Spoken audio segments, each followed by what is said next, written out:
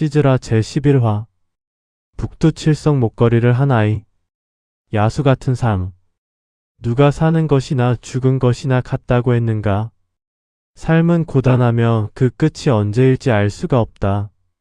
무심한 바람은 살점을 뜯어내고 차라리 죽으면 이보다는 나을 것인가? 희망 없는 이 삶이 뭐가 그리도 좋다고 다들 집착하는가? 한여름 이른 새벽 한 여인이 핏덩이 아이를 볏짚으로 감싸 안은 채 갈대숲을 헤치며 비틀거리면서 도망가고 있다. 힘에 부친 그녀는 하늘을 원망할 사이도 없이 겁에 질려 눈물이 흐른다. 세상의 끝. 먹을거리가 사라지고 토덕과 정의가 결핍된 시대.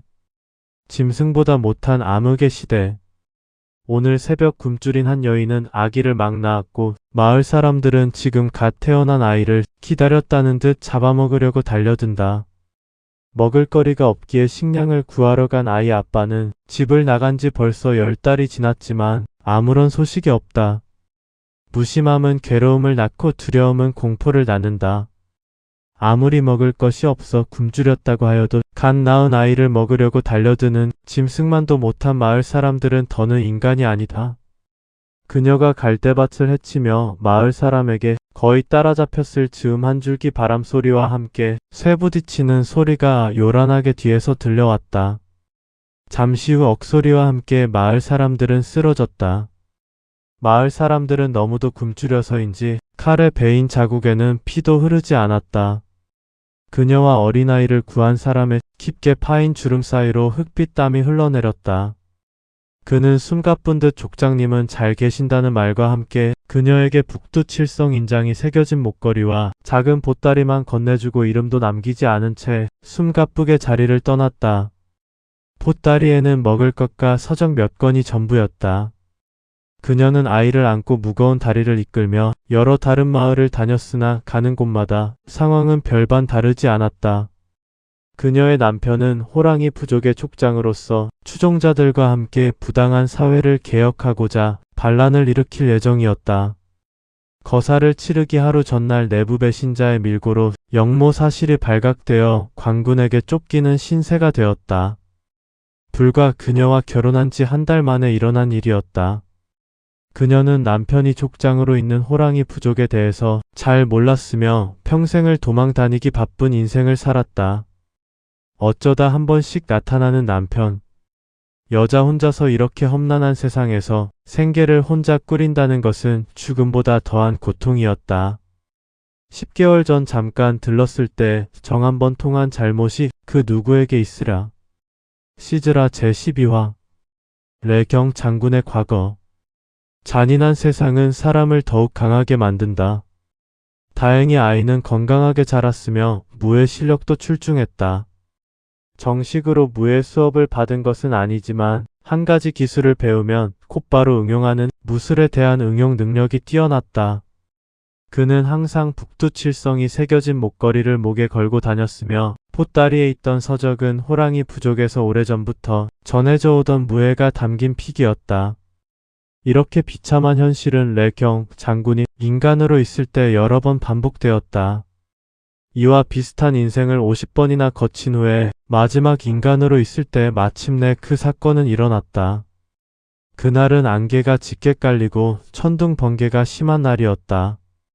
레경은 을씨년스러운 날씨에 오늘은 사냥을 나가지 않으려고 마음먹고 있었는데 목에 걸린 북두칠성의 인장에서 이상한 빛이 감돌았다. 마치 무언가 커다란 사건을 암시하는 듯 했다.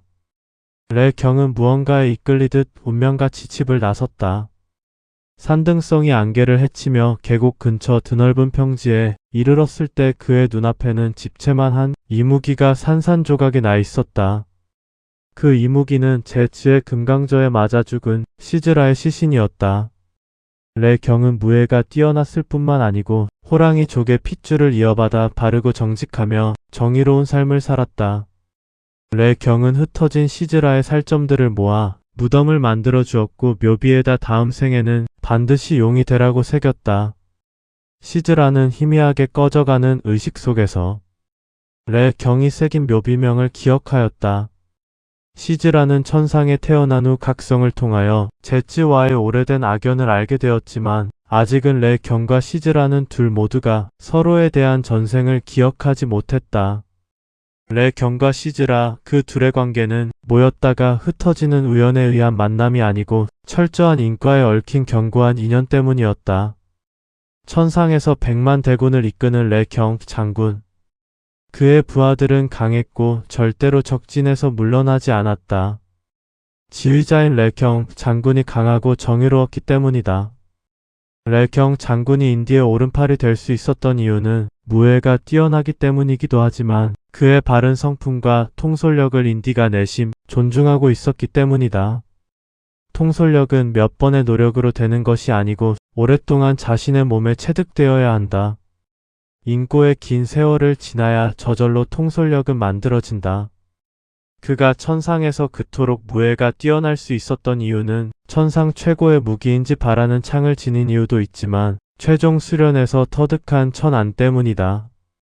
그가 바라는 최고의 창을 갖게 된 이유는 나조라는 마을에 있는 선지에게 빼앗은 것이다. 천상의 남쪽 끝 경계에 이르면 나조라는 마을이 있는데 태양이 이글거리는 여름이 되면 선지라는 신이 나타나 주기적으로 나조 마을 주민들을 해친다. 천상의 신들은 악한 기운이 있는 신과 선한 기운이 있는 신으로 두 가지 부류가 있다. 선지라는 신은 악에 가까운 신이며 날씨가 몹시 더운 날이면 나조 마을 주민들을 도륙하여 잡아먹는 습성이 있었다. 천상의 제왕인 디는 항상 날씨가 더워지면 남방의 나조라는 마을이 걱정이었다. 그의 여름에도 선지는 나조 마을 주민을 잡아먹을 것이 분명했다.